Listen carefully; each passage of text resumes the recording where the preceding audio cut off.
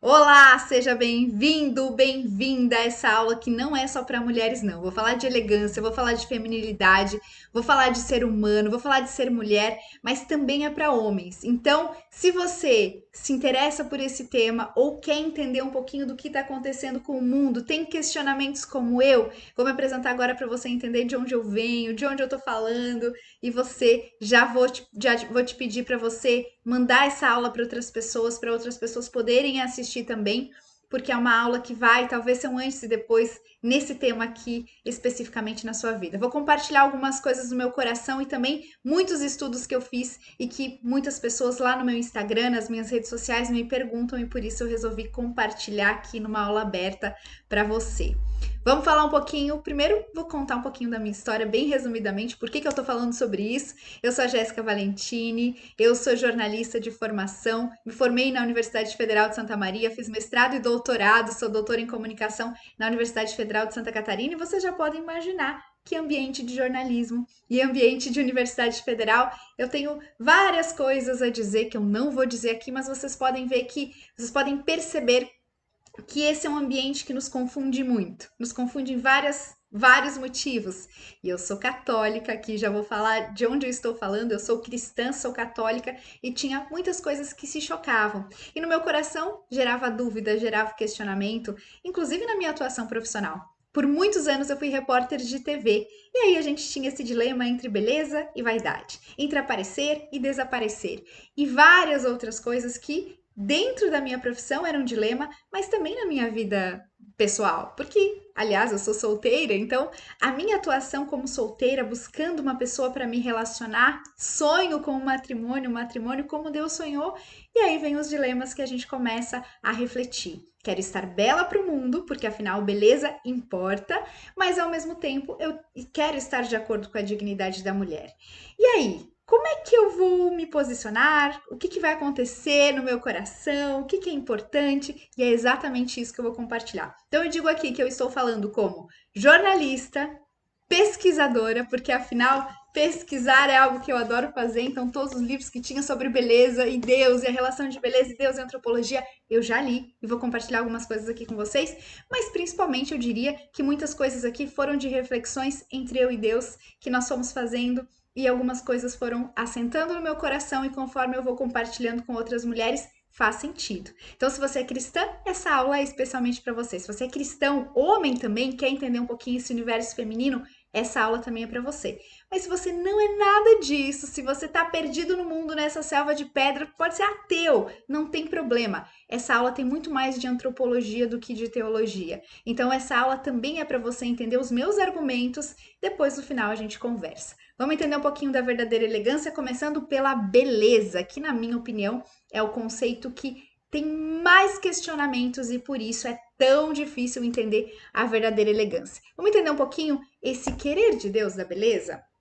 Primeira coisa que aconteceu quando Adão e Eva foram criados. Bom, primeiro veio Adão e Eva veio depois.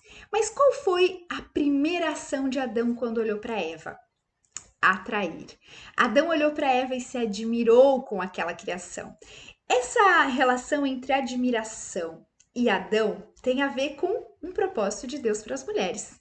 As mulheres, aliás, a beleza é feita para atrair. E o feminino está ligado ao atrair, e eu vou te provar aqui com conceitos simbólicos que estão aí, a verdade está aí no teu coração e você vai perceber como faz sentido. Então, na minha opinião, o feminino está ligado à beleza e, consequentemente, ao atrair.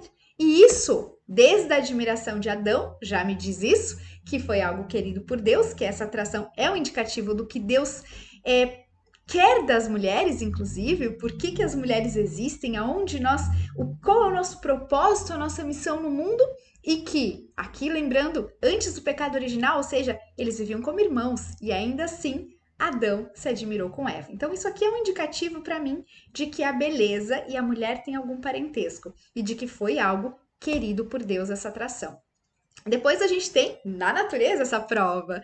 Olha só que interessante. Quando eu falo de símbolos, eu falo de algo que eu não preciso de muitas explicações, né? Eu posso te explicar, posso te argumentar porque tem uma explicação racional, já chego lá.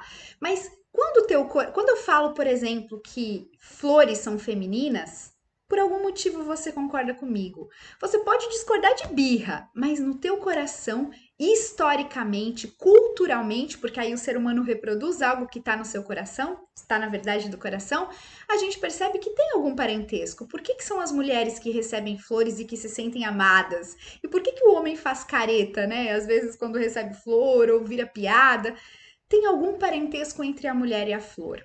Depois as pérolas, que também tem algo ligado à beleza. As flores simbolizam beleza. A gente usa flores para ornamentar os lugares. A gente não usa palha. Aliás, a gente usa palha para complementar, mas a gente usa flores como ornamentos. Historicamente, culturalmente, todas as culturas fazem isso, não é só no Brasil, é em todos os lugares, mesmo antes da internet, mesmo antes que a gente se comunicasse com outras pessoas, as flores são usadas para embelezar, para ornamentar. É como se fosse um manual de instruções. Assim como as pérolas são usadas para embelezar, a gente faz adornos com as pérolas. E também as pedras preciosas, a gente faz joias com pedras preciosas. A gente não usa pedras feias, né? A gente não usa pedras de cascalho para fazer joias, a gente usa as pedras preciosas. E é como se tivesse um parentesco, são as mulheres que são presenteadas com isso, e mesmo que eu não presenteie as mulheres com isso, no teu coração algo vai te dizer que tem algo de feminino nisso e que essas coisas estão ligadas à beleza. E aí você vem e me diz, bom, mas na natureza Deus criou os machos mais bonitos. E aí eu costumo brincar nos meus atendimentos, mas peraí, eles não têm espelho, eles não usam espelho, somos nós que temos espelho. Então, Deus criou os machos para atrair as fêmeas. Então, são as fêmeas, ainda que nós seres humanos podemos nos admirar com a beleza. A admiração é humana, é presente de Deus para nós seres humanos. Mas ainda assim, vejam que bonito, as fêmeas que atraem que são atraídas pelos machos, né, que admiram os machos e escolhem os machos na hora da procriação. E eles é que são belos para o deleite delas, né? Então vejam que mesmo na natureza animal, os machos são mais bonitos para atrair as fêmeas. Então a beleza está ligada ao ser humano até nisso que poderia parecer contraditório para o teu coração. Então, beleza e mulher tem um parentesco na natureza. E aí eu te provo, não só, claro que isso aqui não é ciência, mas ainda assim eu consigo te provar. Por quê? Racionalmente. Porque quando a gente olha o propósito da flor na natureza é polinizar, é espalhar a semente, é dar a nova vida, gerar a nova vida. Graças à flor que isso acontece. Não é assim com a mulher também? A mulher também não é essa que recebe a semente e que vai gerar uma nova vida através dela? Essa co-criadora que é justamente a ligação entre o homem e Deus? E aí vamos lá, mais além, as formas das flores são arredondadas. O corpo da mulher também é arredondado. Então a mulher é como se fosse circular, o homem é mais quadrado, a mulher é mais circular. E é nessas formas arredondadas da flor que a gente consegue reproduzir de alguma forma o corpo da mulher. A cintura mais fina, o pulso mais fino, os dedos mais finos. Então vejam que até na forma existe um parentesco simbólico entre a mulher e a flor, entre a pérola, que também é arredondada, entre as pedras preciosas que nós arredondamos. Então, há sim uma ligação que também nós conseguimos racionalizar entre a beleza e a mulher e algo querido por Deus. Você pode achar que é ruim isso, mas é o que é, e a gente consegue entender racionalmente isso. Já o masculino, a gente relaciona a força. Então, se eu penso na madeira, se eu penso na pedra bruta, se eu penso em alguns determinados tipos de animais, eu penso em algo masculino. E aqui eu costumo fazer um parêntese, porque aí você pode me dizer, poxa, mas existem mulheres mais fortes do que homens? Existem. Existem homens mais delicados que mulheres? Existem, mas aqui eu estou falando de uma simbólica universal.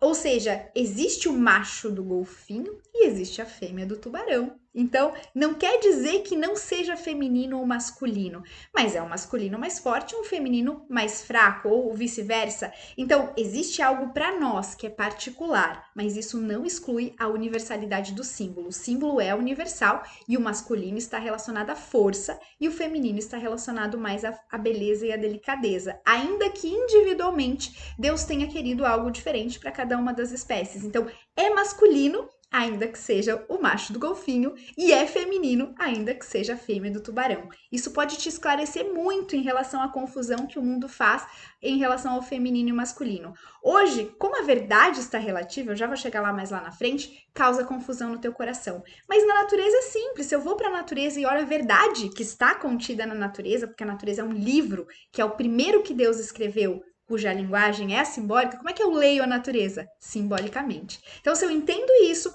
eu entendo que é verdadeiro que existem machos que são mais delicados e existem fêmeas que são mais fortes, mas ainda assim é macho e fêmea. Assim como se eu olho para algo que é os dois, no caso da flor, eu consigo entender a complementariedade, porque nas pétalas que são relacionadas à beleza, ao arredondado, eu tenho justamente o feminino. No caule, que é aquele que leva a nutrição para as pétalas, que leva água para as pétalas, que faz as pétalas se manterem vivas, eu tenho o masculino. Então, o masculino continua relacionado à força, o feminino continua relacionado à beleza, à delicadeza. Então, mesmo naquilo que tem os dois, eu consigo perceber essa lógica claríssima, claríssima. Veja que a natureza é simples no fim das contas e ela nos ajuda a entender a verdade do Criador, que é um manual de instruções. Você pode discordar, você pode fazer pirraça, não importa, a verdade é o que é. E é mais fácil a gente conseguir entender, porque quando o nosso coração, quando a verdade liberta. E aí, exatamente essa a relação entre o que nós aprendemos com a natureza e o que a gente traz paz para o nosso coração, que é justamente essa certeza de saber que é o que é, né? Então, vamos lá. Quando a gente olha para a natureza, para esse trecho aqui de Gênesis, né? A gente percebe o quê, né? O que diz nesse trecho aqui de Gênesis? O Senhor chamou Adão dizendo: Onde estás? E ele respondeu: Ouvi tua voz no jardim e fiquei com medo porque estava nu e me escondi. Disse-lhe o Senhor Deus: E quem te disse que estava nu? Então comeste da árvore de cujo fruto eu proibi comer? Adão disse: A mulher que tu me deste por companheira, foi ela que me deu o fruto da árvore e eu comi. Vejam, primeiro, aqui tem um papel da mulher aqui que eu vou chegar lá na frente, como é importante a gente entender a verdade, como é importante o nosso coração entender a verdade. E depois, a gente tem aqui a importância das roupas. Quando o pecado entrou no mundo, entrou as roupas no mundo. Isso aqui, para mim, foi uma das coisas que me convenceu a deixar o jornalismo e ir para consultoria de imagem. Hoje eu trabalho como consultora de imagem, hoje essa é a minha profissão, muito mais de uma forma muito mais profunda do que, infelizmente, boa parte das consultoras de imagem. Tem muitas consultoras tentando fazer esse trabalho de aprofundar, de ir além da roupa, porque a roupa ela vai, vocês vão perceber aqui pelo método que eu desenvolvi que vai muito além da roupa, mas a roupa é importante sim. Por nós desconsiderarmos isso, nós cristãos, nós católicos desconsiderarmos isso, que muitas pessoas que estão fazendo roupas para que nós para que a gente se cubra e também nos identifique, porque as roupas também nos identificam, a gente percebe que há uma decadência em muitas áreas. Mas as roupas importam e elas foram a primeira necessidade humana depois do pecado original. Adão e Eva correram para se cobrir. Então as roupas entraram no mundo no momento em que entra o pecado original. Então elas importam sim. Aqui já um parênteses importantíssimo para vocês entenderem. E a gente não percebe isso só ali nesse trecho de Gênesis. A gente percebe também na parábola do filho pródigo. A gente aqui já percebe na parábola do filho pródigo que antes de abraçar o filho, o pai pede para o servo trazer uma túnica e sandálias novas. A roupa, ela traz dignidade humana. A roupa, ela nos motiva a mudar o nosso interior. É claro que a alma importa muito mais, mas enquanto nós estivermos neste mundo, nós somos corpo, mente, alma e coração. Todo o nosso interior importa e o nosso exterior importa porque ele afeta o nosso interior. Então, a mudança interior do filho, que já estava começando, estava apenas no início, mas a primeira coisa que o pai faz é justamente trazer essas roupas novas para que o exterior ajudasse o interior a ser modificado, a ser transformado. Ele trouxe dignidade humana através das vestes. Então, isso para mim é muito significativo na parábola do filho pródigo e pode te fazer pensar também. E depois na 10ª estação. Pensem que entre todos os acontecimentos que Deus nos traz, entre milhares de acontecimentos que aconteceram na paixão de Cristo, 15 viraram estações. Uma delas é o fato de ele ter sido despojado de suas vestes. Aqui eu cito também uma passagem da beata Ana Catarina Emmerich, que foi vidente, que conseguiu ver muitas cenas da paixão. Jesus deu essa graça para que ela visse algumas cenas da paixão, e nessa cena especificamente foi a única que Nossa Senhora vira o rosto. Ela se envergonha, ela vira o rosto. Ela não consegue olhar o filho nu, porque era a última coisa de dignidade humana que ele ainda tinha. Tiraram dele toda a sua dignidade. E em relação à beleza, o fato de eles terem lançado sorte na túnica de Jesus, para mim, me é muito significativo. Eles lançaram sorte porque a túnica era tão bem feita. Imagino que Nossa Senhora fez uma túnica tão linda para Jesus que eles lançaram sorte, eles não tiveram coragem de rasgar a túnica dele. Era sem costura, com certeza muito bem feita. Então, pensem que aqui temos uma estreita relação entre dignidade humana e beleza, que vem através desses dois trechos que são tão significativos na Bíblia, né? Seja o filho pródigo que volta para buscar, para arrependido, né? Depois de ter se sujado realmente, ele se suja e ele vem e se limpa, e a primeira coisa que ele recebe limpo são as suas vestes exteriores. Aqui as vestes também podem ser consideradas do ponto de vista simbólico. O que precisa ser lavado, ser alvejado é o nosso coração, mas o exterior também importa porque ele ajuda o interior. E é só a gente vestir uma roupa para ver como quando a gente está bem vestido, a gente se sente melhor, a gente se sente mais corajoso ou mais inseguro, enfim, e ela nos motiva tanto ao bem quanto ao mal. Depois eu vou falar de exemplos para vocês perceberem isso. E aí a gente chega no problema de hoje, né? Qual é o problema de hoje? Se tudo isso que eu tô falando aqui faz tanto sentido, qual é o problema? E aí a gente percebe que é um problema de beleza. E a gente precisa entender qual é o conceito de beleza para saber onde nós estamos sendo enganados. Eu aposto que depois dessa aula, por isso eu te peço para assistir até o final, você vai perceber que está sendo enganado em várias áreas, achando que não, né? Por quê? Porque o nosso coração ele vai se limpando, as nossas vestes elas vão se limpando na medida que a gente caminha em direção a Jesus. É como se fosse um caminho realmente até a gente conseguir entender tudo. E às vezes, e muitas vezes, a gente está sendo enganado sem saber, porque todo mundo está fazendo, porque a verdade se torna relativa, porque a beleza se torna relativa, mas não existe beleza sem bem e sem verdade. E é aí que entra o problema. Beleza é sinônimo de bem e de verdade, diria Aristóteles. Quer dizer que se algo for bom, mas não for belo e verdadeiro, não é bem. Se algo for verdade, você me diz que é verdade, mas não é belo e bom, não é verdadeiro. E não é verdadeiro de verdade, né? Que tem que redundar, porque a redundância é necessária para entender. Se não é bem, se não é bom e não é verdadeiro, não é belo. Se não é belo e verdadeiro, então não é bem. Se não é beleza e bem, não é verdade. Então, essa é uma tríade que é inseparável. Inseparável. E por isso a gente precisa dos três para conseguir entender o que é verdadeiramente belo nesse mundo. Nós mulheres mais ainda, porque nós somos seduzidas pela beleza, né? O homem ele é muito mais pela razão, nós muito mais pelo coração. Por isso que foi Eva que foi enganada lá e vocês vão entender por quê.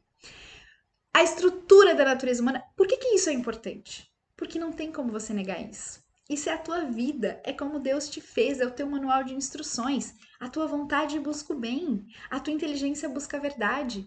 Você pode tentar se enganar. Ah, mas todo mundo tá usando. Ah, mas todo mundo tá fazendo. Não importa. Tem algo lá no teu interior que vai te incomodar, que vai te tirar a paz. Por que as pessoas estão depressivas, ansiosas, sem paz? Porque tem algo que está contrariando o manual de instruções dela. Pensa numa máquina de lavar que eu resolvo bater outra coisa nela. Eu resolvo usar como liquidificador. Eu pego um liquidificador e resolvo usar como máquina de lavar. Não funciona. O manual de instruções é do Criador, foi ele que criou o ser humano. Então, a natureza humana é isso. A vontade busca o bem. Olha uma criança. Uma criança, como que ela se envergonha quando ela faz algo errado? Ela sabe que tá errado, alguma coisa diz para ela que tá errado. São os primeiros princípios, é a sindéresis, é o coração dela que tá lá escrito os primeiros princípios.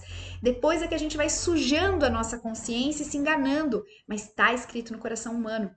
A nossa vontade busca o bem, a gente quer fazer o bem, a gente se alegra fazendo o bem. E a inteligência busca a verdade. A criança, alguém mente para ela, se a mãe promete algo para ela e depois não cumpre, dói o coraçãozinho dela, fere o coraçãozinho dela, porque tá lá nos primeiros princípios que a inteligência busca a verdade, ela quer a verdade. Então, isso é a estrutura da natureza humana pra gente funcionar bem. E aí onde entra a beleza nisso? Através dos sentidos. Os sentidos buscam beleza. E aí vem o problema, porque a gente sempre está, desde criança, inclusive, sendo enganado. Às vezes o doce é muito bom, mas em demasia ele nos gera dor de barriga, né? A gente fala isso para criança, você vai ficar com dor de barriga, porque é isso. Os nossos sentidos, o nosso tato, o nosso olfato, o nosso paladar, a nossa visão, a nossa audição, estão sempre buscando o gostoso, estão sempre buscando a beleza. E isso não tem problema, é algo querido por Deus. Nós somos corpo, mente, alma e coração, então tá tudo bem. Os nossos sentidos buscam a beleza, porque a beleza foi algo que Deus criou para nos animar, para nos amar. De novo, só o ser humano tem esse deleite. Só o ser humano se admira com a beleza. Então não tem problema nenhum com a beleza. Tem problema quando ela não é boa e verdadeira, então ela não é verdadeiramente bela. E aí que a gente vai começar a entender o problema do mundo. Beleza está na harmonia e na proporção. Então, a gente olha para a natureza e é indiscutível, né? A gente olha para uma praia, a gente olha para o céu, a gente olha para uma flor, a gente olha para. É matemático, inclusive, né? Tem lá Fibonacci, a sequência de Fibonacci, depois você pode pesquisar. É matemático. Deus é tão perfeito que a repetição da matemática da natureza é tão maravilhosa que a gente consegue reconhecer como belo e a gente não tem dúvida que algo que Deus criou é belo, ou a maioria das coisas que Deus criou a gente não tem dúvida que é belo. Então, é matemático. Beleza está na harmonia e na proporção.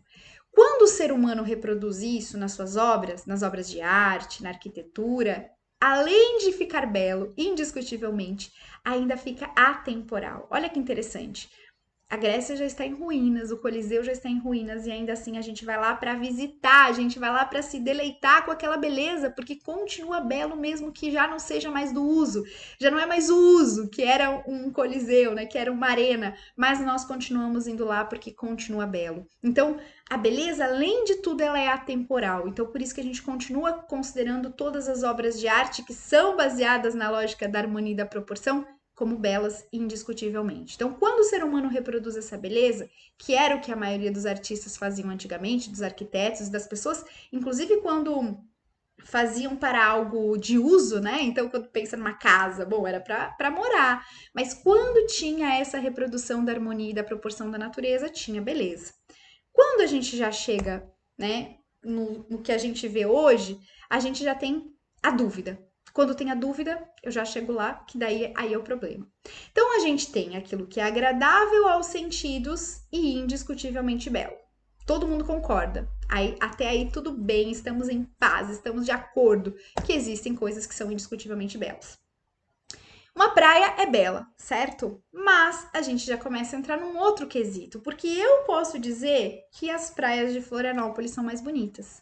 E aí vem você, que talvez seja lá do Nordeste, e fala: não, Porto de Galinhas é muito mais bonito que a praia de Florianópolis. Por quê? Porque existem os gostos. Então eu tenho sim uma beleza que é objetiva, ou seja, a beleza é objetiva, por isso você tem que concordar que é verdade que tem pessoas mais bonitas que você, que tem pessoas matematicamente que o rosto é tão harmônico, tão simétrico, que elas são mais bonitas que você, que elas têm o corpo mais bonito que você. Não tem problema nenhum. A beleza, a verdade liberta. Então, aceita que dói menos e se alegra porque foi Deus que criou, foi teu pai que criou aquela pessoa assim. Então, a gente precisa virar a chave da inveja e começar a se alegrar porque Deus fez coisas belas e fez outras pessoas mais belas do que nós, reconhecendo que a beleza é objetiva, mas que Deus não erra. Então existe a subjetividade dos gostos. E é nessa subjetividade dos gostos que reside inclusive a justiça, porque Deus seria injusto se tivesse colocado, por exemplo, a felicidade na beleza, nessa beleza perfeita, né, da harmonia e da proporção. Por quê? Porque quando eu olho, por exemplo, para mulheres que são muito bonitas, nem todas são felizes. Olha a Marilyn Monroe, por exemplo, né? Teve um fim trágico na vida dela e era uma das mulheres matematicamente mais lindas que já existiu, e isso a gente tem muitos exemplos. Então, quer dizer, a felicidade, que é o que o ser humano busca, o amor, que é o que o ser humano busca, não está na objetividade da beleza, está na subjetividade. Porque aquele que vai nos amar pelo nosso ser, vai nos amar pela beleza, bondade e verdade que há em nós, que é a verdadeira beleza, por aquilo que é interior em nós, que é único em nós. E é aí que eu vou chegar depois lá no conceito de roupas e intimidade, que é o que as pessoas estão confundindo tanto hoje. Mas o que o teu coração busca é ser amado, o que o teu coração busca, mulher, homem, né? O que o teu coração busca é ser amado, o que o teu coração busca é que a pessoa que vai te amar te olhe como único, porque é só assim que ela vai te amar. E que ela não vai te trocar por ninguém, porque ela entende que há algo de único em você. Um corpo tem muitos iguais, inclusive as mulheres estão ficando iguais, né? A máscara da beleza, o nariz igual, a boca igual, tá todo mundo se uniformizando nas roupas, na moda, mas existe, porque existe a objetividade da beleza, mas existe a subjetividade dos gostos. E aí é aí que entra o problema e também a solução, porque aí a gente começa a pensar que aquilo que Deus relacionou com amor, aquilo que Deus relacionou, uma mãe ama o seu filho, se ele pode ter o nariz grande, ele pode ter a orelha grande, uma mãe ama e é de verdade. E ela acha ele lindo e é de verdade. Ou quando alguém tá apaixonada, não é à toa que a gente fala que o amor é cego, porque realmente Deus coloca algum mecanismo no coração da pessoa que ela não tá enxergando o defeito da outra, às vezes isso é problemático.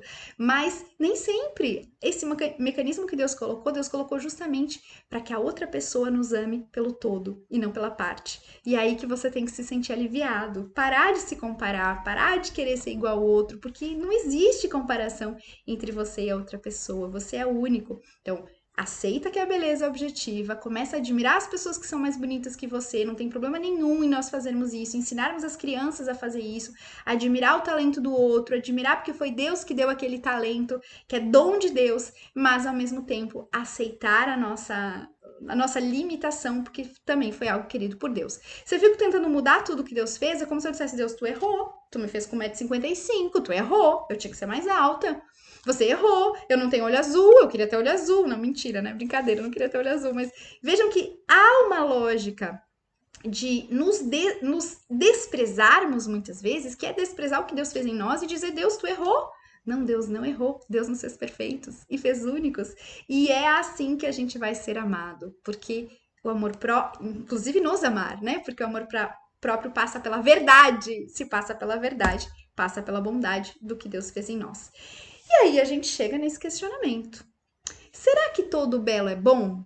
E será que todo feio, entre aspas, é ruim? Né? Patinho feio. Lembra do patinho feio? Que bonito, né? Deus criou o cisne e ele é feinho quando ele é pequenininho. Ele se vê feinho, depois ele fica lindo. Então, Deus está nos ensinando alguma coisa com essa história, né? Está nos ensinando que o potencial de beleza vem através do amadurecimento, vem através, né, do passar da vida. Às vezes a gente se vê como patinho feio quando a gente tem o potencial de ser cisne com a graça de Deus.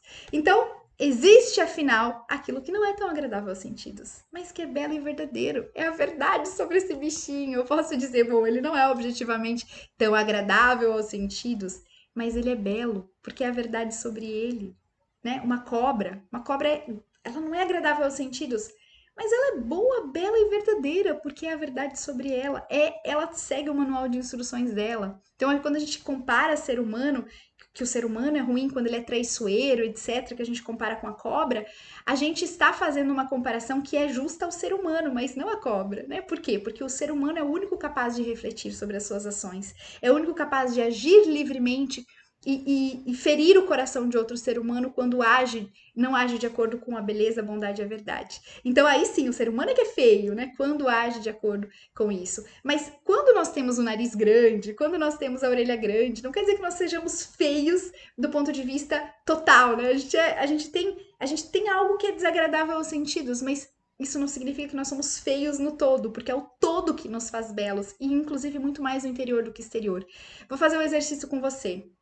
Quantas vezes você já conheceu uma pessoa que era atraente aos sentidos, mas você começou a conversar com ela e ela repeliu, né? Você passou a achar feia ela. Então vejam que até nisso você passou a olhá-la como feia por causa de alguma característica que era interior. Então vejam que a beleza ela transcende o exterior, o exterior. Ela também atinge o interior. Então a gente precisa entender que nem tudo que é agradável aos sentidos é feio, desagradável é feio e nem tudo que é agradável aos sentidos é belo. A gente pode, inclusive, ter uma obra de arte lindíssima que retrata o feio. Ou a gente pode ter várias coisas da natureza que não são tão perfeitinhas. Deus também não fez tudo perfeito. A gente pega, né, um agricultor, quando ele vai fazer uma colheita, ele vai ver várias coisas que não são tão perfeitas. Ou quando a gente olha com uma casa. As obras de Gaudí, por exemplo. Essa não é uma obra de Gaudí, mas temos várias obras, para quem foi a Barcelona, né, que conheceu as obras de Gaudí. Elas não são totalmente simétricas, elas não são perfeitinhas na sua forma, mas a beleza, a bondade e verdade, porque havia uma proposta de ser assim, né? Justamente a verdade daquelas obras é aquela. Então, por isso, elas são boas, belas e verdadeiras. Ou seja, nem tudo que é agradável aos sentidos é verdadeiramente belo. Olha a maçã da Branca de Neve. A maçã da Branca de Neve parecia uma maçã, era linda como uma maçã, atraente como uma maçã, mas era veneno, era falsa, era veneno. Na verdade, ela não era uma maçã, ela era veneno em forma de maçã. Assim como nem tudo que é desagradável aos sentidos é verdadeiramente feio. Botei um exercício físico que para mim é o maior exemplo disso, né? Não é agradável aos sentidos inicialmente, né? Dizem que quem faz bastante consegue sentir prazer. Eu ainda não cheguei lá, mas é interessante pensar que nem tudo que é, na lógica de Deus, nem tudo que é desagradável aos sentidos é verdadeiramente feio. Muitas vezes, pelo contrário. Quando a gente olha para nosso modelo, a gente percebe isso. Ele não tinha beleza. Olha o que a Bíblia nos diz. Ele não tinha beleza nem formosura. E olhando para nós para ele, não havia aparência nele para que o desejássemos. Gente, olha que significativo essa frase de Isaías, porque ele é a beleza, ele é a bondade, ele é a verdade, tudo com maiúsculo. Mas dentro da lógica, na descrição, é como se não fosse agradável aos sentidos. Então é claro que a cruz não nos atrai. Por causa do pecado original, nós somos atraídos para muitas outras coisas e o mal faz o belo parecer feio, o feio parecer belo. E é esse o problema. Mas olha o que essa frase nos mostra. Que às vezes aquilo que é desagradável inicialmente, quando a gente para pensar, quando a gente pensa do ponto de vista simbólico, a gente percebe que é a verdade, que é a bondade, que é a beleza.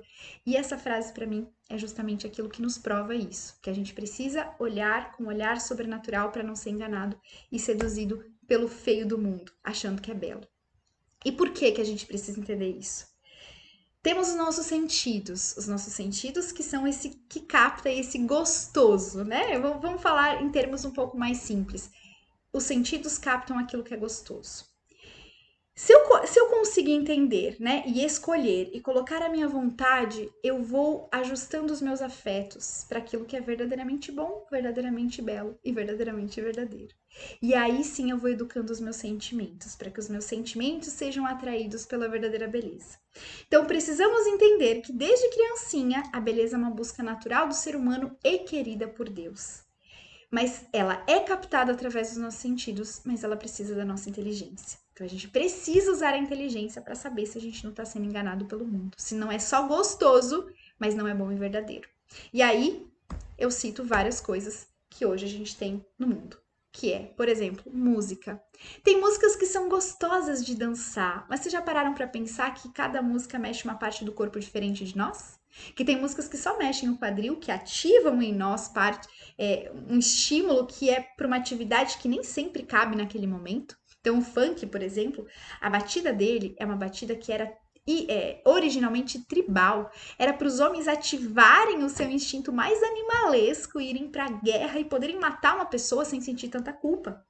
Então vejam que o sentido do funk, quando ele é tirado daquele propósito inicial dele, que era bom e verdadeiro, porque às vezes era uma defesa, né? Era duas tribos que estavam disputando, que ali naquele contexto tem uma bondade e verdade, né? Por mais que matar alguém nunca é bom, né? Sempre é mal, mas dependendo do contexto de defesa, etc., pode ser necessário. Mas quando a gente coloca isso, né, esse animalesco num contexto de relacionamentos, por exemplo, isso pode ser péssimo, isso pode ser feio e ruim. Né? Isso pode coisificar as pessoas, porque se eu me animalizo, eu coisifico as outras pessoas sem me dar conta. Sem me dar conta que eu não estou conseguindo pensar com o coração, amar o outro com a minha atitude. Eu estou animalizando, me animalizando e, consequentemente, animalizando as minhas ações. Então, a música faz isso conosco. Ela faz com que a gente fique meio cego, né? E a gente se ativa ou age de acordo com ela, que dentro de um contexto é bom e verdadeiro, fora do contexto não. Isso é a mesma coisa na arte, quando a gente não tem uma beleza que eu consigo concordar com essa beleza, ou com uma arquitetura que fica muito funcional, né? E vejam a importância das mulheres, né? Geralmente é a mulher que fala, tá precisando de um tapete nessa sala, tá precisando de uma cortina nessa sala, então parece que é fútil, mas aconchega.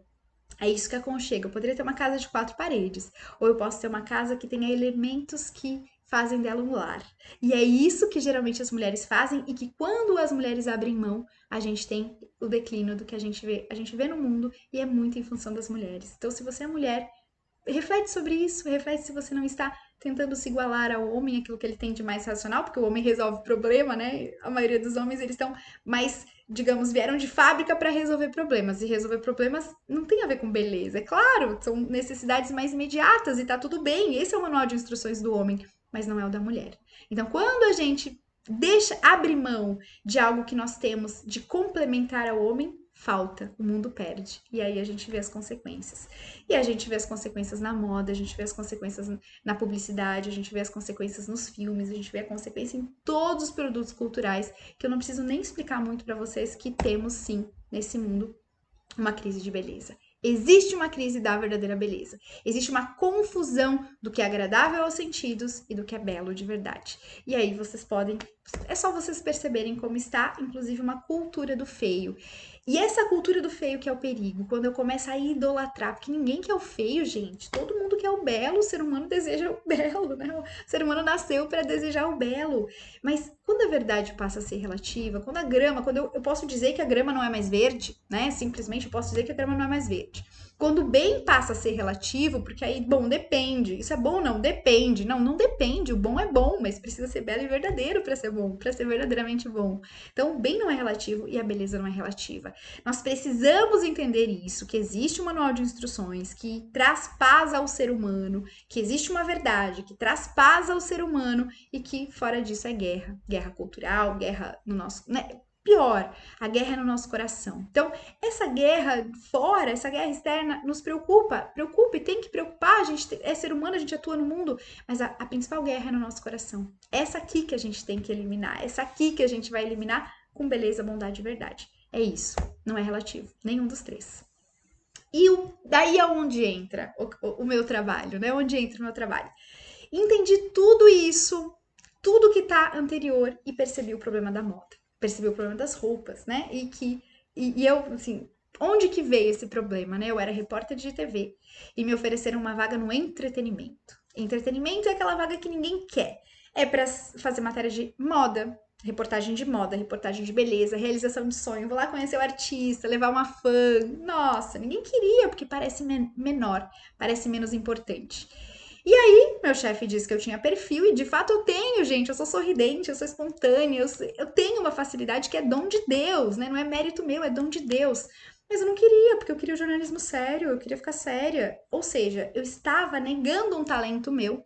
E quando eu me dei conta, já fazendo doutorado, já estudando, a doutora falando de moda, a doutora falando de gastronomia, de realização de sonhos, mas foi exatamente isso que eu me dei conta. Era preconceito, um preconceito que quem coloca no meu coração é o mal. E eu aceitei, porque eu percebi que muito mais pessoas assistem entretenimento do que assistem o jornalismo sério, gente. As pessoas passam muito mais tempo se entretendo do que no jornalismo sério. E aí que eu cheguei nesse problema que eu vou compartilhar com vocês. No problema de o preconceito que existe em relação à moda e as consequências que existem em relação à atuação da moda em geral, quando a gente não percebe o quanto é sério isso. Então, o que eu entendi? Bom, o corpo está intimamente ligado à pessoa humana. E a pessoa humana não é o corpo, ela é também o corpo enquanto estiver nesse mundo. Mas o corpo é uma manifestação do indivíduo, da alma do homem. O corpo, a gente está se manifestando, agindo nesse mundo através do nosso corpo. Mas ele guarda a nossa intimidade, que não está no exterior, que está no interior. Isso aqui é muitíssimo importante.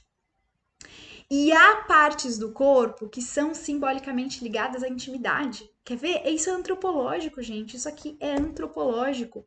Quando a gente olha, né? Primeiro que a compreensão da beleza tá vaga, né? Então, algo que parece belo, mas não é bom e verdadeiro. Então, mas existe a verdade.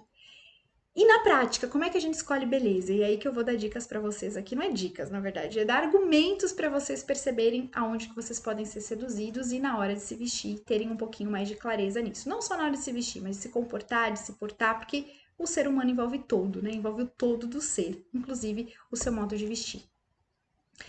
Então vamos pensar que tem uma relação estreita entre feminilidade, entre a mulher que foi atraída, que Deus relacionou a beleza, que foi feita para atrair, que tá tudo bem atrair, a sensualidade, que é um dos mecanismos pelos quais a gente atrai, e a sexualidade, que está ligada à intimidade do ser humano.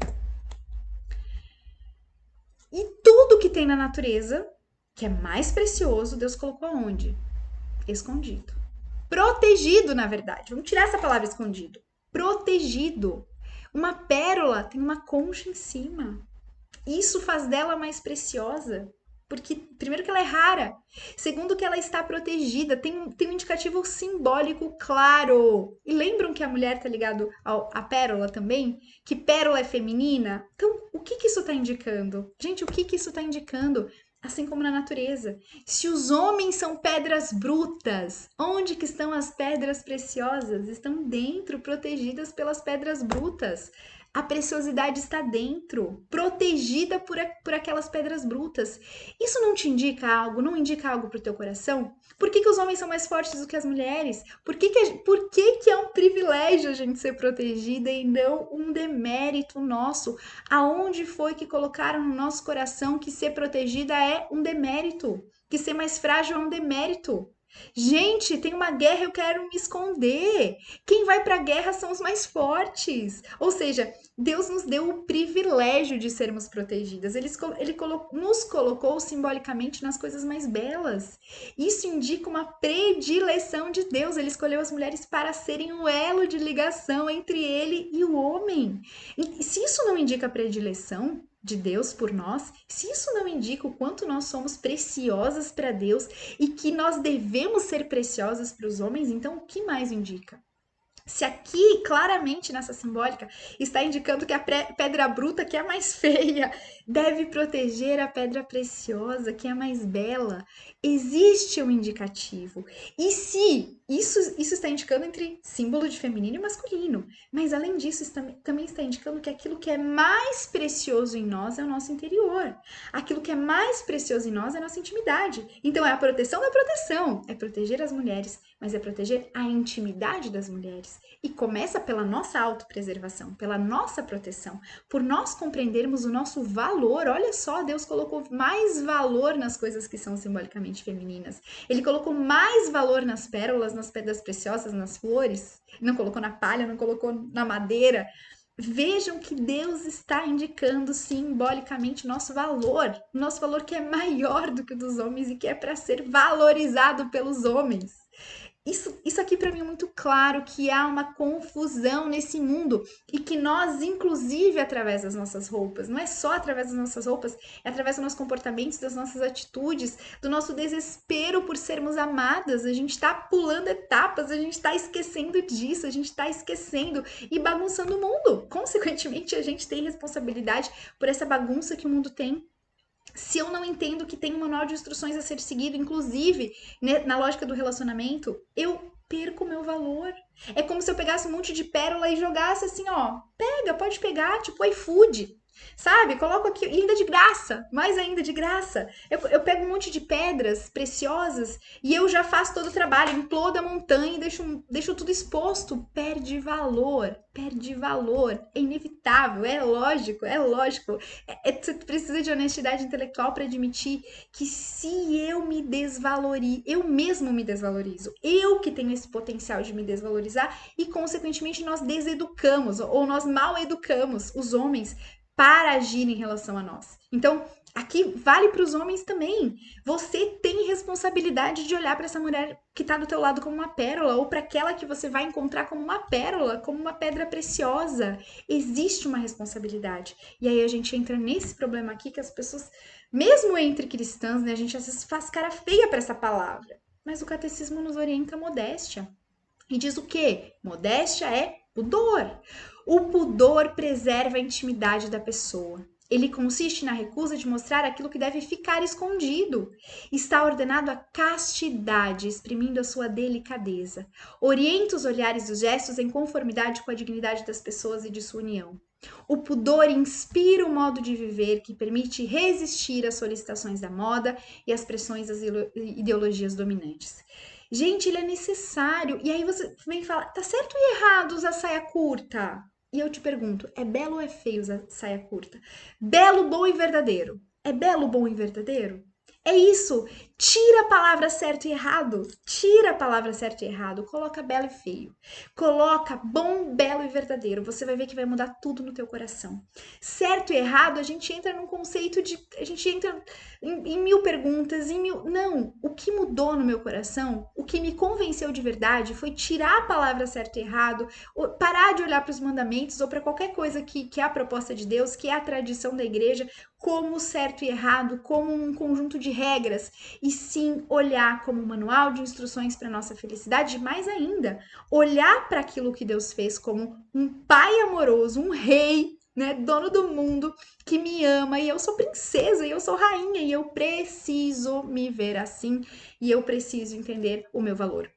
Eu preciso entender que o meu valor está também em tudo isso que eu tô falando aqui pra vocês, né? E que isso é bom, belo e verdadeiro. Então, tudo que eu vou fazer a partir de agora, tira a palavra certo e errado. Coloca bom, belo e verdadeiro. Então, por exemplo, é certo ou errado não viver a castidade? Não importa. É belo você se guardar. É belo. No caso das mulheres, nós somos invadidas, gente. Olha o corpo da mulher. A mulher é invadida, é como se alguém entrasse em nós, é como se um ladrão entrasse na nossa casa. Quando não é dele, né? Quando não há um compromisso verdadeiro de amor, com uma intenção de amar, é como se um ladrão invadisse e roubasse de você uma partezinha do teu coração e vai embora, e ainda assim vai embora. Ou seja, não tem como você não ser afetado. O homem até realmente é menos afetado porque ele é fora. Nós não, nós é dentro. É como se ele abrisse essa pérola, né? Se ele abrisse essa pérola e deixasse arrombada. Ele vai deixar a pérola arrombada, bagunçada, nunca mais. É como se pegasse uma flor, amassasse a flor e depois deixasse, não, fica aqui pro outro, eu não quero, deixa aqui pro outro. Ou seja, é belo você preservar aquela flor. É belo você preservar aquela pérola.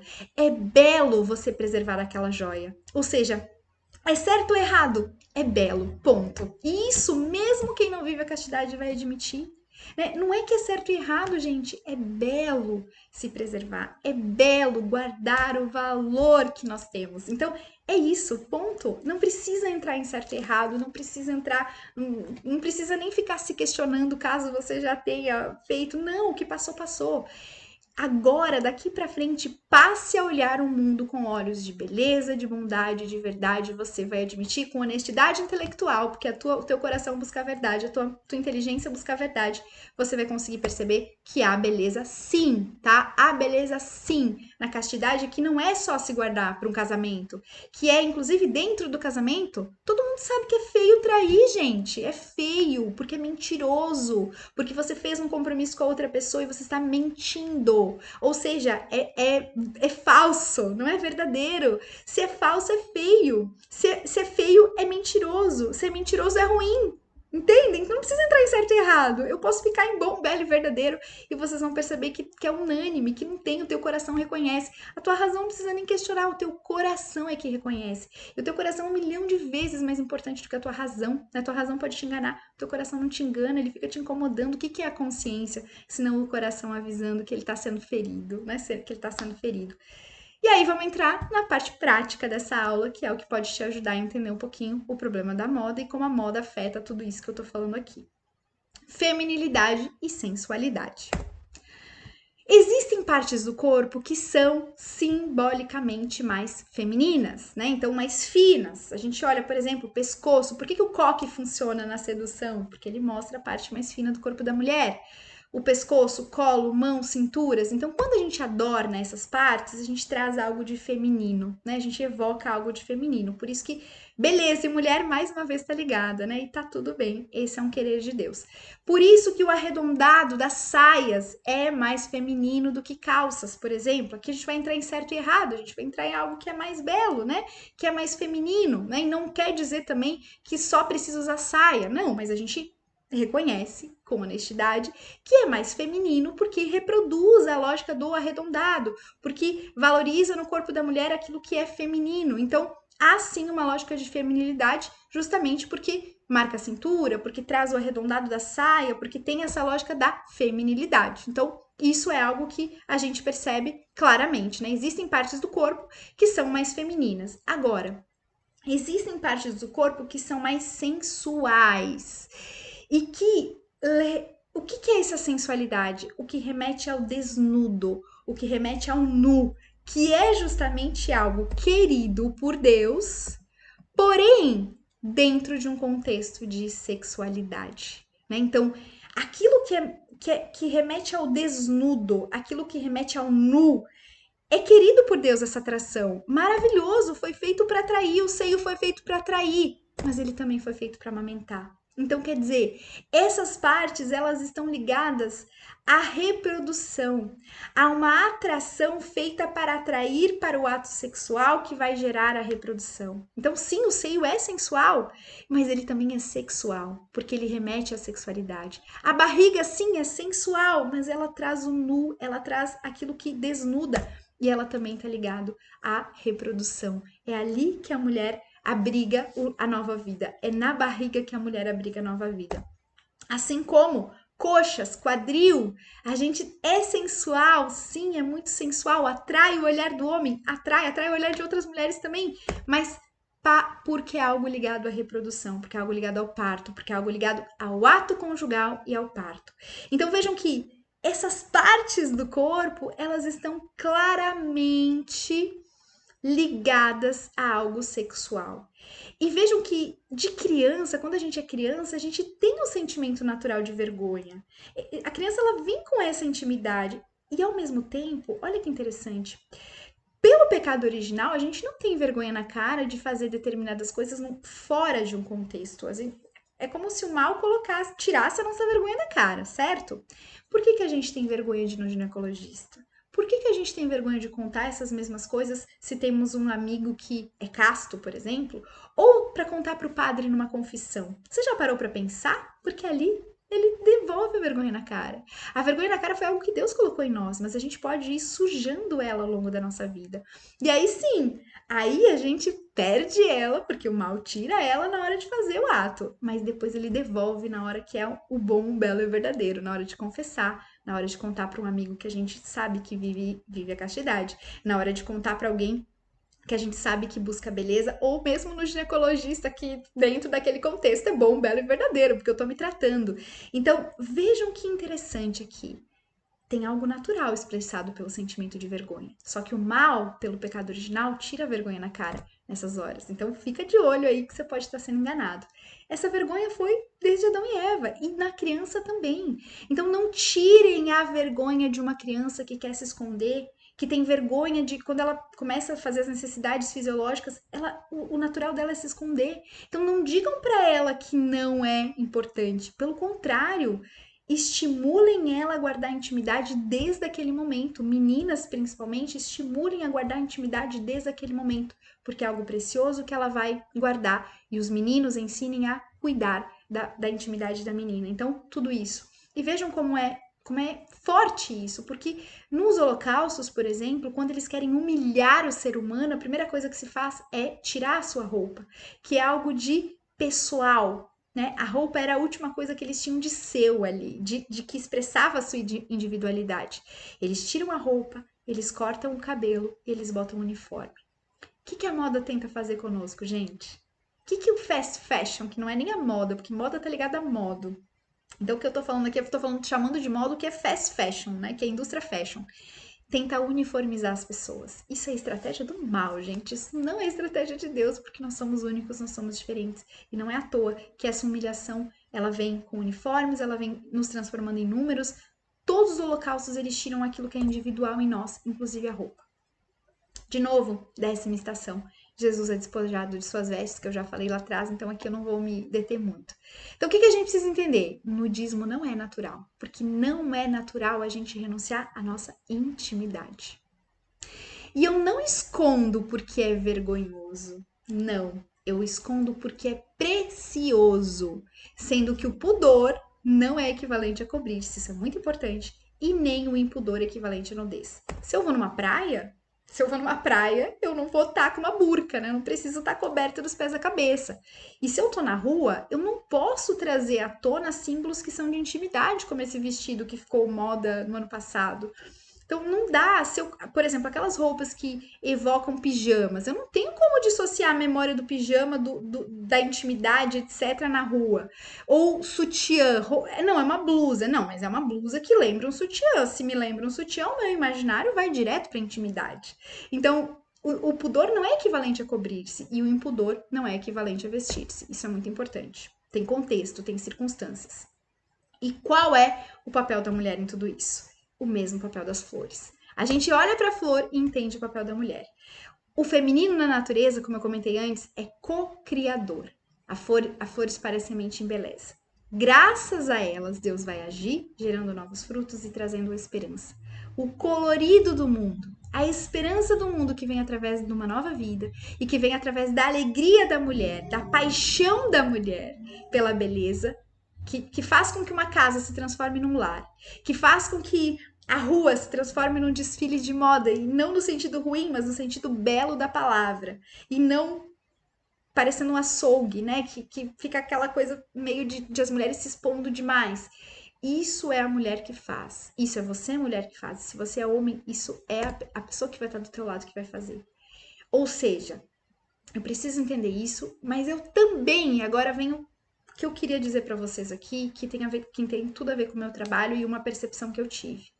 Quando eu comecei a me vestir de forma, digamos, um pouco mais coberta, mais de acordo com a dignidade da mulher, uma coisa que eu esbarrei foi justamente a uniformização. De novo, estratégia do mal. Eu comecei a querer me vestir como outras mulheres que eu admirava, sem entender que aquilo talvez não fosse para mim.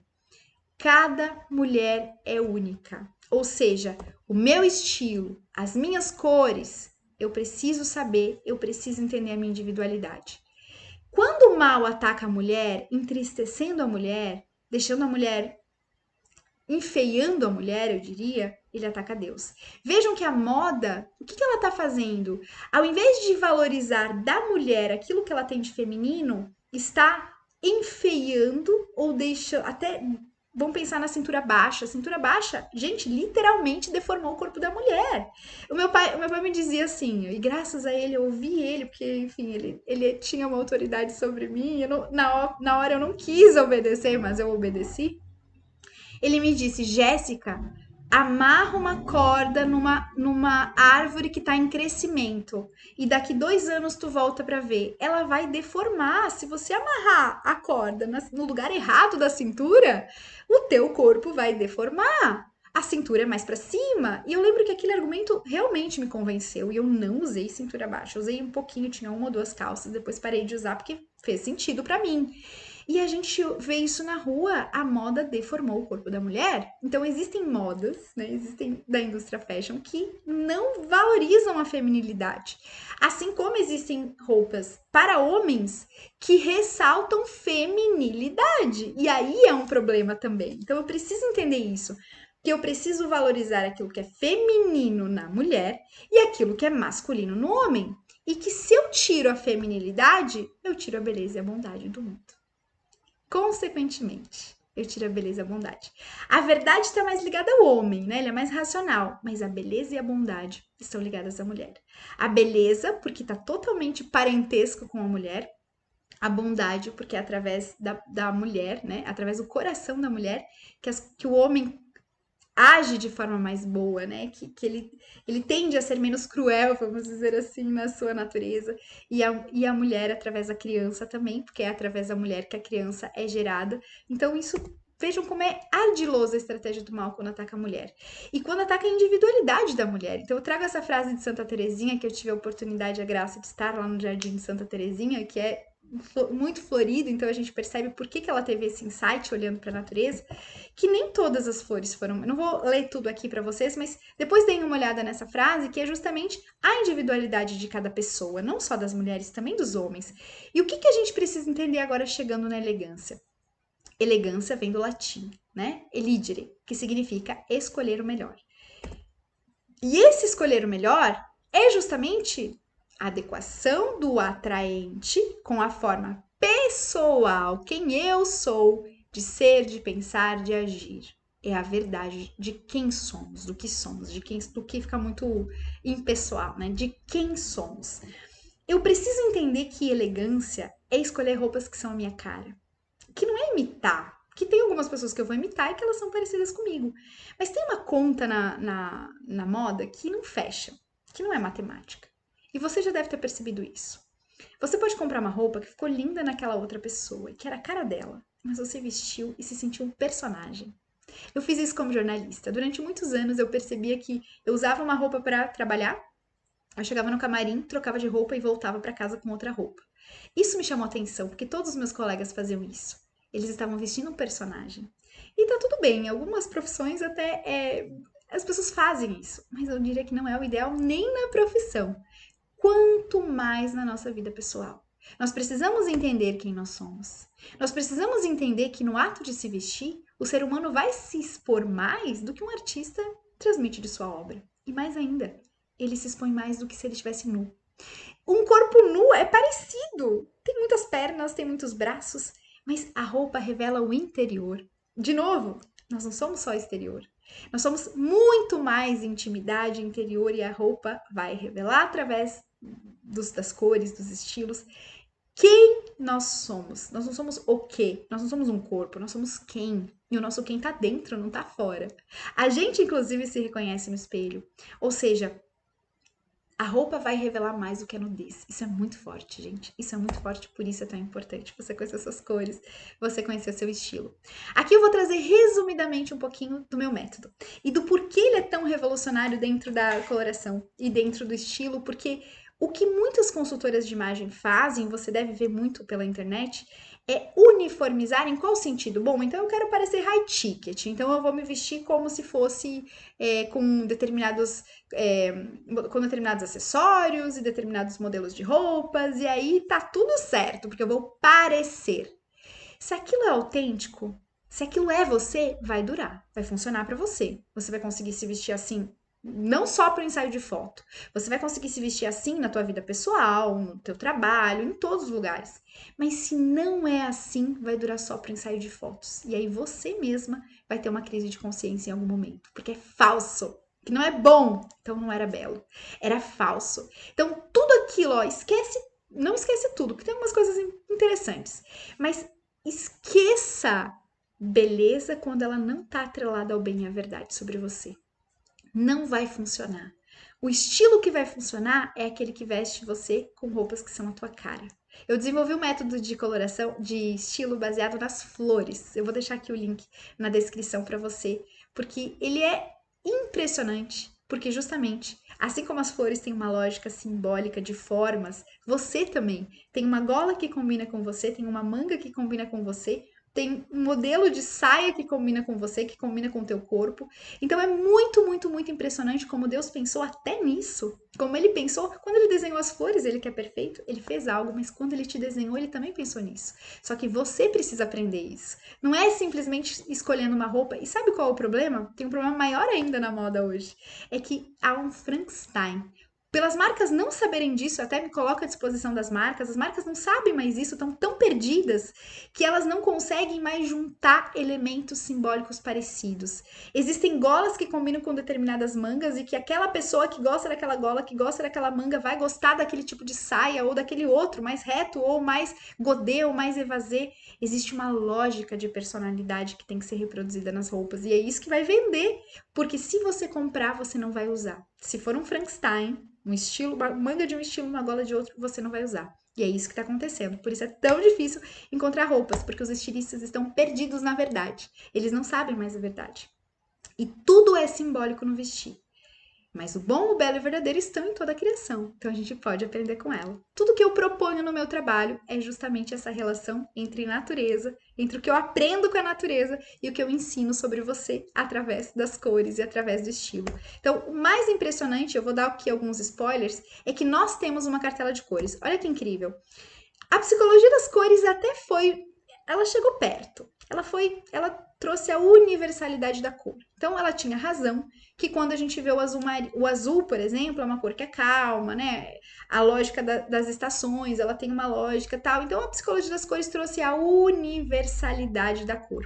Deus fez tudo perfeito e os habitats, as estações, todos os lugares são perfeitos. Mas quando a gente vai para a particularidade da cor, o que a gente percebe? Que tem cores que nos favorecem, assim como toda a natureza. Mas não é a mesma coisa para todo mundo. Então, a mesma cor que para uma pessoa, a pessoa vai ficar corada e vai ficar jovial, vai parecer uma maquiagem, só a luz da cor, para outra pessoa a mesma cor vai ficar ruim. Então, a gente consegue ver claramente que o amarelo para essa pessoa não favorece. E a cor profunda mais fria, que é o bordeaux, favorece muito mais. Então, para essa pessoa é essa cor que favorece. Tem outras pessoas que o amarelo fica muito melhor. Então, Deus pensou em algo particular em relação às cores e cada um de nós. E é isso que a coloração pessoal faz. É por isso que você compra um batom e você vê que às vezes você compra um batom que ficou bom na amiga, mas você colocou e ficou péssimo. Então, esse marrom que ficou lindo na primeira foto, talvez para você fique feio, porque é o teu sangue que vai refletir. Então, às vezes não é nem a cor de pele, as pessoas acham que é pela pele, não, é pelo sangue. Então, a coloração pessoal já descobriu isso desde a década de 80 e eu já acho isso fantástico, mas eu te trago mais. Quando eu comecei a fazer os testes de coloração pessoal, comecei a ter insights e comecei a ver que tem uma ligação simbólica entre onde Deus colocou as nossas cores e o nosso interior. Que ele não nos deu uma cartela de cores aleatórias. E como tudo é simbólico na natureza, existe uma ligação entre essência e aparência. Perfeita, uma ligação perfeita entre essência e aparência. Então, por exemplo, aqui eu vou dar só spoiler, tá? Vou deixar aqui embaixo o link dos meus cursos, inclusive pedir para você, essa aula é gratuita, mas se você gostou do meu método, me chama para fazer palestras, cursos, a consultoria de cores eu faço também tanto online quanto presencial. E também os cursos que já estão disponíveis para você entender um pouco mais do meu método. Vou deixar aqui embaixo para você ter acesso, porque eu tenho certeza que não vai ser um antes e depois. Provavelmente essa aula já deu um boom, mas o que eu vou te apresentar agora vai te dar um boom ainda maior, porque tem a ver com a particularidade do que Deus sonhou para cada um de nós no modo de vestir. Então, quando a gente pensa na primavera, já vem no teu coração com certeza campo florido, alegria, tudo isso. E aí a gente vê alguém vestido. Primeiro, essas cores elas não estão só na primavera. Então a gente vê que elas estão também na pimenta. Então a pimenta ela não está diretamente relacionada à primavera, mas a lógica da intensidade da primavera, da alegria da primavera e da alegria da pimenta, o chocolate com pimenta que combinam inclusive no sabor, tem tudo a ver também com a primavera. Então o que eu percebi? Que a lógica simbólica não está só na estação. Deus repete ela em toda a natureza e que tem a ver com tons e não com cores. Então, não importa a cor, importa o tom. E é isso que a psicologia das cores não entendeu. Então, quando eu entendo isso e eu reproduzo isso em roupas, eu percebo que uma pessoa que gosta do vermelho e que fica bom com esse vermelho mais pimenta, ela, em geral, ela é pimentinha, seja no seu exterior, seja no seu interior. Às vezes a pessoa não demonstra isso, mas quem conhece de perto sabe que ela é pimenta. Então, há uma lógica perfeita. E olha que interessante para o autoconhecimento. Quando a gente fala de autoconhecimento, às vezes a gente confunde com sentar embaixo de uma árvore e ficar se autodeclarando. Ah, será que eu sou organizada? Será que fica no certo e errado, né? Que nem a lógica da matemática. Só que quando a gente olha para a natureza e entende a lógica da natureza, a gente entende que tem muitas coisas que são variáveis. Se eu te falar que você é pimenta, você vai trazer um conjunto de informações pelo sabor, pela textura, pela combinação que transcende explicações. Você não precisa nem ficar dialogando com a pimenta para se entender. Você vai saber o que é a pimenta, se você já provou, é claro que é uma pimenta, você vai entender o que você é pela pimenta, sem precisar divagar tanto, sem precisar questionar tanto, sem pensar se é bom ou ruim, porque é isso que a gente faz, a gente se valora, a gente diz se é melhor ou pior. O que nós somos é para algo, é para um propósito que Deus sonhou para nós. Então, para de ficar se questionando, e é isso por isso que a simbólica está sendo um método de autoconhecimento que ainda me surpreende. Só não me surpreende mais porque foi Deus que criou a simbólica, então por isso ele é tão maravilhoso. Mas ainda me surpreende os efeitos no coração de uma pessoa. Falar que ela é pimenta resolve, inclusive, o problema de autoestima que ela tinha por ser intensa, por ser impulsiva. Então, ela se via de forma negativa quando ela se entendia como impulsiva. Sim, mas se ela se vê como pimenta, ela dá risada. Ela se olha com mais leveza. E isso, inclusive, traz a possibilidade dela focar na mudança, na coisa certa. Dela focar no autocontrole da forma correta, não se questionando por ser assim, ou questionando aquilo que Deus fez nela, mas entendendo que a pimenta tem um propósito, que eu preciso chegar no equilíbrio, que tá tudo bem, Deus quis que eu fosse pimenta, mas eu preciso chegar no equilíbrio. Então, até para eu conseguir melhorar a dosagem do tempero, é melhor quando eu me entendo pela simbólica do que quando eu me entendo por palavras verbais, que às vezes me trazem mais questionamentos sobre mim mesma do que qualquer outra coisa. Então é por isso que a simbólica é tão interessante. Fora que eu tô trazendo só spoiler aqui, tá? Tem muito mais coisas além do que eu tô trazendo aqui. E a gente vê que o modo de vestir expressa isso de alguma forma através da cor. Assim como o papagaio, né? Isso aqui é coisas de primavera, tá? Lá eu trouxe primavera brilhante, são 3 cartelas de cada estação. Então tem primavera brilhante, primavera quente, primavera clara. E aí eu vejo, por exemplo, que tem pessoas que são como o papagaio, né? Que são falantes como o papagaio. Não que o papagaio seja o único animal falante, então ele tá em outras cartelas também. Então não é porque todo mundo que é falante é papagaio na cartela. Mas vejam que a lógica da natureza se repete, e os tons também se repetem. Na verdade, a gente tem 3 tons em cada cartela. É como se a gente fosse somando características. E aí tem pessoas que são como um papagaio. Quando eu vejo uma pessoa vestida de verde e amarelo, eu consigo senti-la, né? Como se eu soubesse algo dela só olhando para a cor que ela tá usando. E aí, consequentemente, geralmente tem a ver com estilo também. Uma pessoa que é papagaio, que gosta de verde e amarelo, que gosta dessa combinação, também gosta de um estilo um pouco mais despojado. E aí a gente vai para todo o nosso ser, que vai muito além da cor em si, né? Que aí foi justamente o que eu fiz no meu método de estilo. E aí depois a gente chega na primavera clara, que é mamão, né? Já vamos para algo mais docinho. Aqui eu já tenho não tanta intensidade quanto o anterior, algo um pouco mais claro, né? Um pouco mais leve também, até a chegada do verão, que é a estação seguinte, que aí a gente vai ter muita leveza, né? A gente vai ter cores mais claras, cores mais suaves. E aí a gente vai, né, justamente para essa lógica de tons que são mais frescos, mais claros, e que quando a pessoa é isso em essência, a gente percebe que tem uma autenticidade. Então, nem todo mundo combina com lavanda. Eu brinco, né? Quando eu vou fazer análise, eu falo assim: olha, você não é a lavanda, porque vejam, os tons do verão também estão na lavanda, e a lavanda é de acalmar. Então, vejam que se eu entender a lógica simbólica das cores, eu não vou precisar nem de ciência às vezes, eu já vou intuir pelas cores que aquilo está me indicando algo. É claro que a ciência é importante porque ela comprova, né? Mas na verdade a ciência só comprova aquilo que se eu soubesse a simbólica das cores eu já teria intuído antes e só comprovo cientificamente algo que já estava na cara, né? Que já estava indicado pelas cores ali. E a gente olha para as roupas, a gente percebe que tem uma pessoa que é lavanda, ela expressa essa calmaria através do seu exterior quando ela escolhe as suas cores. Uma pessoa que não é lavanda, quando ela escolhe essa cor, ela se disfarça, né? Ela engana através das cores. Assim como todas as outras cores dos tons de verão, que tem passam uma tranquilidade, uma fofura, né? As coisas de verão, elas têm uma lógica de fofura de alguma forma e a gente percebe isso quando a gente vê alguém vestida com essas cores.